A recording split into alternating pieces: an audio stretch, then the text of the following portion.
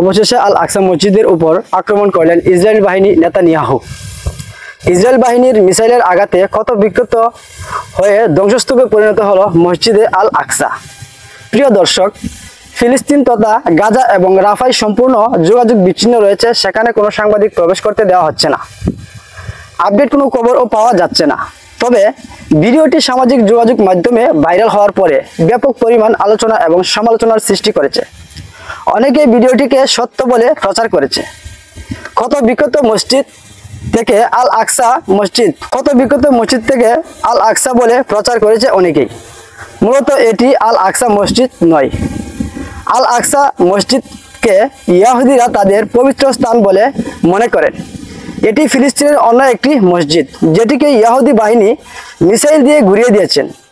প্রিয় দর্শক, বিভ্রান্ত হবেন না, গুজব ছড়াবেন না।